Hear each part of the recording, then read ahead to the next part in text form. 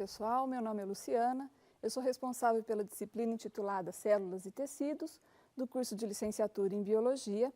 Essa disciplina será desenvolvida no primeiro bimestre do 5º semestre do curso de vocês. Ela conta com 80 horas de atividades, um resumo dos temas que nós vamos desenvolver durante o curso. Está distribuído em 28 videoaulas. Nós apresentaremos também uma lista de livros para referência, para que vocês possam estudar durante o curso. Essas referências, esses livros, vão estar disponíveis nas bibliotecas dos polos. Eu apresento aqui um slide com 4 dessas principais referências. Os 2 livros aqui de cima se referem ao estudo das células, os 2 livros de baixo se referem ao estudo dos tecidos. O objetivo da nossa disciplina é compreender a organização das células nos seres vivos e também a organização, a associação dessas células para a formação dos diferentes tecidos que compõem os organismos. Para atingir esse objetivo, nós constituímos 3 grandes blocos de temas. No primeiro bloco, nós vamos tratar de uma introdução para o estudo das células e dos tecidos. Esse bloco vai contar com 4 videoaulas. O segundo bloco de assuntos é aquele que se refere ao estudo das células, principalmente célula eucariota. Esse bloco conta com 12 videoaulas. E um terceiro bloco é aquele que vai tratar do estudo dos tecidos, que conta com 12 videoaulas. Nesse primeiro bloco, nós vamos estudar algumas características das principais moléculas que compõem as células e também alguns princípios básicos de microscopia. Em seguida, nós vamos iniciar os estudos sobre as biomembranas e vamos entender como as biomembranas compartimentalizam a célula. E aí passaremos, então, ao estudo dos 2 grandes compartimentos celulares, o núcleo e o citoplasma. Em seguida, nós estudaremos alguns processos celulares, dentre eles o ciclo celular, meiose, morte celular e diferenciação celular.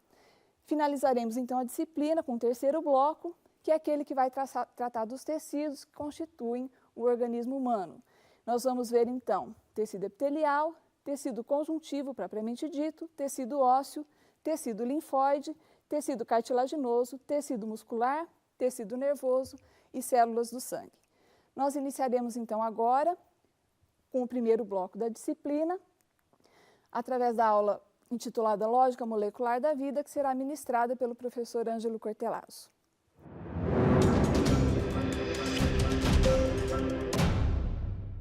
Olá, eu sou o professor Ângelo Cortellazzo e vou iniciar a disciplina de Células e Tecidos e queria agradecer ao convite da professora Luciana Bolsoni, que é responsável pela disciplina, por ter me possibilitado essa participação. Inicialmente, a primeira aula vai versar sobre a lógica molecular da vida e eu queria, antes de falar dessa lógica, introduzir alguns conceitos importantes que vocês já têm de outras experiências, de outras disciplinas, de outros cursos que fizeram. Inicialmente, eu queria voltar a definir com vocês a ideia, o conceito de monômero. E monômeros são moléculas, normalmente são moléculas pequenas, que podem se unir e formar moléculas maiores, formadas por uma repetição dessa estrutura monomérica. E à medida que eu adiciono mais monômeros, eu vou ter, então, dímeros, trímeros, oligômeros, e até polímeros. Então, eu chamo de monômero a unidade repetitiva, oligômero quando eu tenho 2 até 20 unidades de monômeros, e polímero quando eu tenho mais de 20, e esse número pode chegar até milhares, até milhões de monômeros. Como exemplo, eu peguei o etileno, que é um monômero cuja polimerização os mais conhecidos, e dependendo da quantidade de monômeros, eu vou ter maior dureza, menor dureza, maior flexibilidade, etc. Tá? Os monômeros, os oligômeros e polímeros são muito usados na biologia, vocês vão ver já já por quê.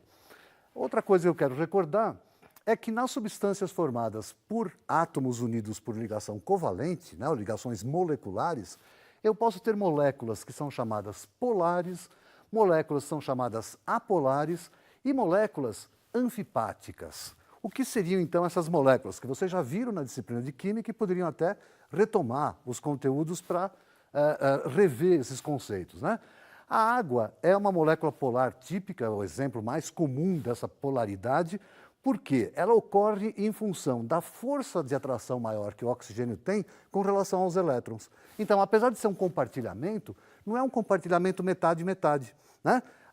Na verdade, o elétron fica mais tempo perto do oxigênio do que perto do hidrogênio. Como os elétrons são negativos, isso gera uma negatividade no átomo de oxigênio, decorrente desse maior tempo que o elétron permanece ao lado dele, e um certo polo positivo no outro átomo, no caso, o hidrogênio. Essa polaridade, inclusive, faz com que haja uma angulação um pouquinho maior do que o teórico, que seria de 90 graus, já que esses dois átomos aqui começam a se repelir, uma vez que eles têm a mesma carga elétrica. Tá? Isso é uma molécula, é um dipolo, né, positivo-negativo, que dá uma série de propriedades diferenciadas a essa molécula e a todas as moléculas polares, cujo princípio é esse também. Vejam outro exemplo, clorofórmio. Tem o átomo de carbono, hidrogênio e 3 cloros. O cloro é bastante eletronegativo, chama os elétrons para ele, fica negativado, a região de hidrogênio positivada, cria-se o polo e daí a polaridade da molécula. Moléculas apolares, como vocês já viram, são moléculas que têm átomos cuja eletronegatividade é próxima, ou então átomos que têm forças de atração que acabam se anulando na molécula. O caso do metano é um caso típico, né? Carbono e 4 hidrogênios, mas eu tenho também o caso, o ângulo aqui, desculpa, é de 109 graus e 28 minutos, né, no caso do carbono, com ligações simples, e eu tenho o caso do CO2, por exemplo, que apesar do oxigênio ser muito eletronegativo, como eu tenho uma molécula com um ângulo de 180 graus, a força desse acaba anulando a força do outro, e por isso a resultante é zero, e a molécula se comporta como uma molécula apolar também. Finalmente, eu tenho moléculas, principalmente moléculas orgânicas, que têm uma grande porção apolar, aqui no caso carbono e hidrogênio, e uma porção normalmente terminal, ou não obrigatoriamente, mas normalmente terminal, de um grupamento bastante polar. Aqui eu tenho oxigênios, que são polares, então essa região da molécula é polar. E toda essa outra é apolar. Uma molécula que tem uma região apolar e uma região polar é chamada de molécula anfipática, ok? Uma outra coisa importante é que moléculas polares tendem a se dissolver em substâncias polares. Por isso que a água dissolve um monte de outras substâncias, né? Porque ela é polar e dissolve substâncias polares também. Moléculas apolares tendem a se dissolver em substâncias apolares. É o caso da gasolina, do querosene, do álcool, né, dos óleos em geral, que são apolares e se dissolvem nesses solventes também apolares. E quando eu tenho moléculas fortemente polares com hidrogênio e com átomos, portanto, bastante eletronegativos, como é o caso do flúor, do oxigênio, do nitrogênio, eu acabo tendo as chamadas ligações de hidrogênio entre uma molécula e outra, e essas forças são extremamente importantes também para as propriedades físico-químicas das moléculas, e vocês vão ver dos compostos e das células de forma geral. Então, por exemplo, a água, né? O polo, então, negativo ao oxigênio, o positivo os hidrogênios, e eu começo a ter atrações negativo-positivo, que formam, então, essas ligações de hidrogênio que vão amarrando mais ou menos uma molécula a outra. Por isso que a água, apesar de ser tão pequena, ela tem um ponto de fusão, um ponto de ebulição tão alto, né? Moléculas com o tamanho da água, normalmente são gases na temperatura ambiente. E a água, por conta dessas amarrações, ela é líquida ainda. Tá? E ela, somente a 100 graus é que ela vai passar para o estado vapor, porque essas pontes têm que ser quebradas, essas ligações têm que ser quebradas para as moléculas poderem ficar livres e daí, então, garantir, né, o estado gasoso. Tá? Ainda conceitos interessantes, os carbonos fazem sempre 4 ligações, e carbono é um átomo bastante abundante na matéria orgânica, né? Eles fazem 4 ligações para se estabilizar, vocês também já viram isso em ligações químicas, e as 4 ligações elas podem ser apenas simples, né? 4 ligações simples, e daí o ângulo, como já vimos, é de 109 graus e 28 minutos. Quando o carbono faz uma dupla ligação, o ângulo dessas ligações é de 120 graus, no mesmo plano, como se fosse o símbolo aí da Mercedes, né? Com 3 átomos voltados cada um a 120 graus de distância do outro. E, finalmente, quando há uma tripla ligação ou 2 duplas ligações, o ângulo é de 180 graus, e isso efetivamente vai mudar ou vai contribuir para as propriedades das moléculas de forma geral. Ainda no resumo, vocês viram lá no colégio, algum tempo atrás, que há na química orgânica uma série de funções que determinam a natureza de uma certa substância. E eu vou resumir aqui algumas delas, né? A primeira função álcool, quer dizer, um álcool é o quê? Uma molécula que tem uma hidroxila na sua composição, tá? Um éter é uma molécula que tem um oxigênio entre 2 carbonos na sua composição. Já um éster é quase igual ao éter, mas o carbono anterior ao oxigênio, um deles, tem uma dupla ligação com o oxigênio. Então, notem que essas funções determinam a característica. Então, todo álcool tem OH. O álcool mais comum, o álcool etílico, tem 2 carbonos e um OH. Tá? O éter etílico tem 2 carbonos de cada lado, mas o oxigênio no meio. Essa é sempre a característica desses compostos, né? Um aldeído tem sempre uma dupla ligação, uma carbonila, que a gente chama, na ponta da cadeia, quer dizer, no final dela, por isso tem um hidrogênio aqui. Aqui pode ser hidrogênio, carbono, podem ser vários elementos aqui compondo esse grupamento que a gente chama de R genericamente. Acetonas são como os aldeídos, mas com a dupla ligação do oxigênio no meio da cadeia e não na ponta, é o que difere esse composto desse. Temos também as amidas, que são compostos que têm uma dupla ligação com oxigênio e uma amina pendurada, C-O NH2, e são, repito, as características desses compostos, vocês têm que saber essas características para distinguir que tipo de composto você está olhando, você está vendo, você está trabalhando. Finalmente, ácidos. Ácidos têm o radical C-O-OH e as aminas têm o radical NH2. Tá? Vocês viram também em química que os ácidos, eles ionizam esse hidrogênio e perdem esse próton, né, para o meio e se transformam num ânion, C-O-O-. Esse comportamento se dá espontaneamente em solução. E no caso do ácido carboxílico, em pH 2, 2,5, metade das moléculas estão dessa forma aqui, mais ou menos metade, e metade nessa forma ionizada. Então, o ácido, num pH 2, 2,5, tem esta formulação e esta em quantidades mais ou menos iguais. Do mesmo modo, as aminas também podem se protonar e desprotonar. E isso ocorre em torno de pH 8, 8,5.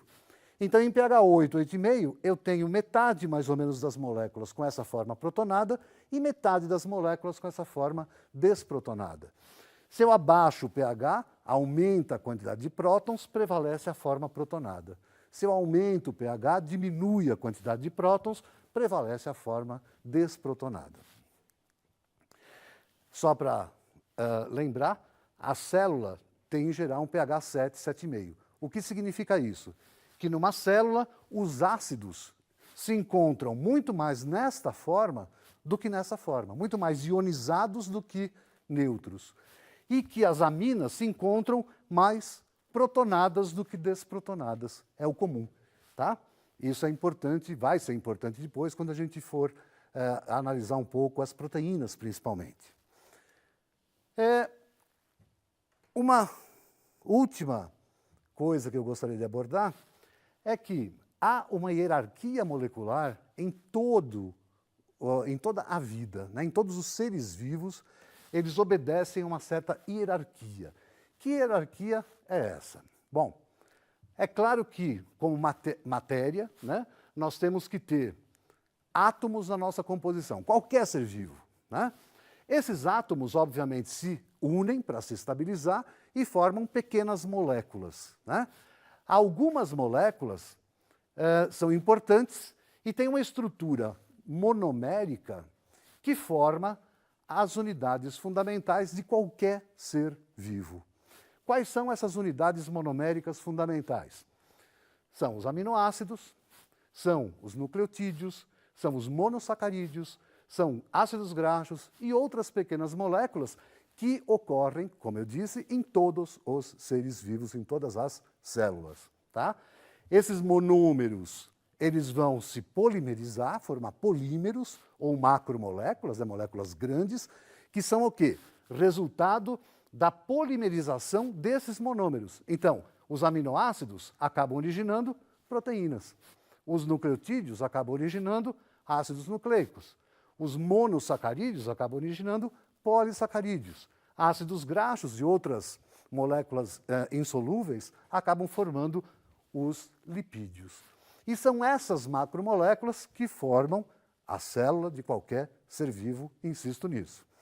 Bem, todas essas macromoléculas, elas ficam isoladas do meio por uma membrana, que vocês vão estudar mais para frente, e esse isolamento é que delimita uma estrutura que foi batizada lá em 1700 e pouco, né, pelo Hooke, que vocês já viram também, e foi batizada de célula. Então, a compartimentalização dessas macromoléculas é que forma a célula, que é a unidade fundamental da vida, né, que a gente conhece, seja ela animal, vegetal, seja ela dos micro-organismos, de qualquer organismo vivo. Com o passar da evolução, essas células foram adquirindo funcionalidade interna, foram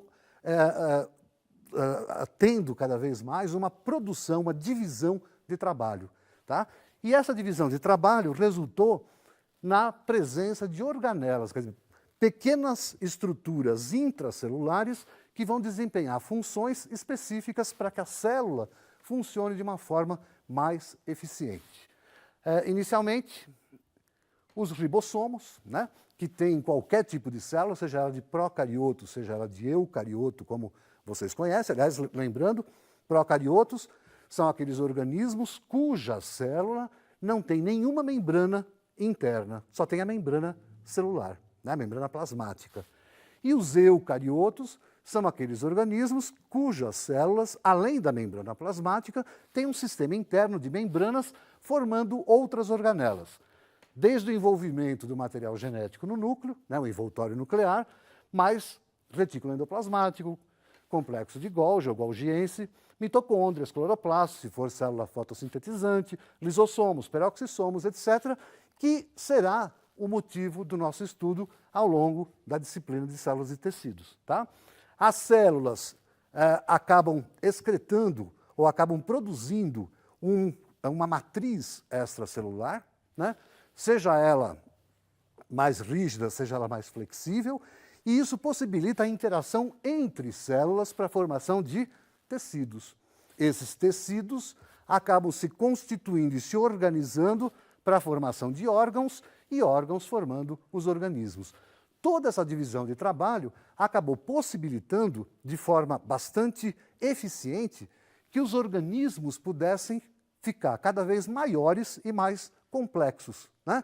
Então, se eu comparar uma bactéria comigo, né, a diferença é a complexidade das células que eu possuo e a divisão de trabalho que elas tiveram para que eu pudesse ter o tamanho que eu tenho em detrimento a uma bactéria, né, que tem, normalmente, uma única célula ou um pequeno grupo de células.